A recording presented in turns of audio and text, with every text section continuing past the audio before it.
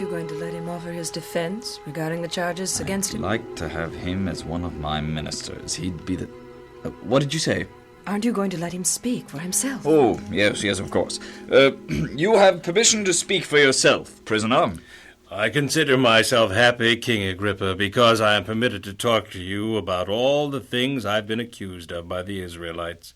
Especially, Your Majesty, because you are an expert in all customs and doctrines which the Israelites hold dear. Therefore, Your Majesty, I request you to hear me patiently. Clever. Notice that he did not say one word against the Israelites, yet from what he did say, we are led to believe that it is a question of their beliefs as against his own, over which all this fuss has taken place. All Israel knows how I have lived ever since I was young. They know that from the beginning I have spent my life living as a member of the strictest sect of our religion, the Pharisees. I stand here accused and being tried for a hope that all Israel has had since the days of the beginning, the hope of a coming Messiah. This hope was fulfilled when Jesus was born in Nazareth. He grew into manhood, and while healing the sick, giving sight to the sightless, hearing to the deaf, yes, and life to the dead, he was hailed by some as the long-hoped-for Messiah. But isn't it true that most Israelites reject Jesus as the Messiah? Oh, that is true, Your Majesty. Jesus died on the cross, was buried, and rose again the third day. Don't some Israelites deny that Jesus was raised from the dead? Yes, they do. But why many Israelites find it impossible to believe in the resurrection, I cannot understand. For over 500 people saw Jesus after his resurrection. However, I myself at first rejected him as the Messiah and believed that I should do something against this Jesus of Nazareth. So I went about Jerusalem, putting in prison those who believed in Jesus, sometimes even causing such people to die. I was so furious with that I even went to foreign cities to persecute them. The first man whom I caused to die was named Stephen. He was stoned.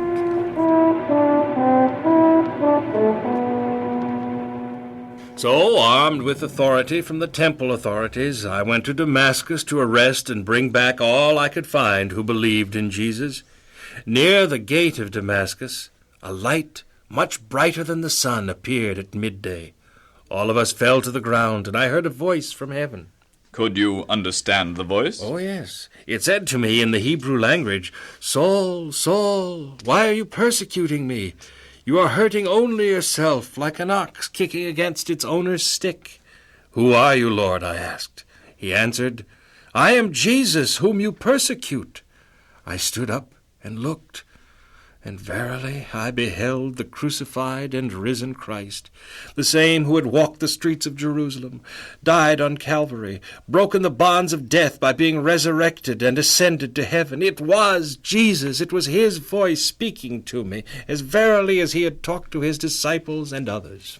Was he a spirit, or did he have nail prints in his hands? When the disciples watched Jesus ascend into heaven, he had nail prints in his hands then. When I saw him at the gate of Damascus, he still had the prints of nails in his hands. Ask him if he said anything else. Did the voice say anything else? Yes. Jesus gave me instructions what to do. He said, "I have appeared to you to appoint you as my servant. You are to tell others what you have seen of me today and what I will show you in the future. I will save you from the people of Israel and from the Gentiles to whom I will send you. You are to open their eyes and turn them from the darkness to the light and from the power of Satan to God, so that through their faith in me they will have their sins forgiven and receive their place among God's chosen people." Once I found it incredible to believe that Jesus should rise from the dead, but how can I now disbelieve that which I myself have seen and heard? Has he given you further instructions, as he said he would? Several times, Your Majesty. He appeared to me in person while I was in prison. He came to cheer me and to assure me that I was to go to Rome and there tell the wonderful story of Jesus of Nazareth. That's why he appealed to the emperor, so he could go to Rome. He can't preach in prison, chained to guards. I could not disobey the Messiah, the Son of God. I dared not, Your Majesty. first in Damascus, then in Jerusalem, and then in the whole country of Judea and among the Gentiles. I preached that they must repent of their sins and turn to God and to do the things that show they had repented. It was for this reason the Israelites seized me in the temple and tried to kill me. But God has helped me and stood by me to this very day. Only because of his protection do I stand here, giving witness to the small and great alike.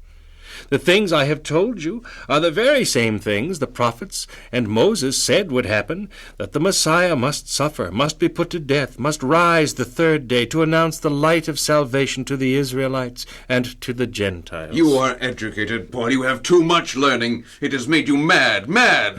I am not mad, Your Excellency. The words I speak are true and sober. King Agrippa, I can speak to you frankly and with boldness, for I know that you realize the things I have said did happen, for they took place openly, not hidden away in a corner. King Agrippa, you are an Israelite. Do you believe in the prophets? I know that you do. Almost. You persuade me to be a Christian. O King, my prayer to God is that you and all the rest of you who are listening might become not almost, but altogether a Christian like I am. Except, of course, for these chains that bind me. The hearing is ended. Your Majesties will leave first. I don't see that Paul has done anything wrong. He certainly has done nothing for which he should die or be put into prison. Festus! Yes, Your Majesty.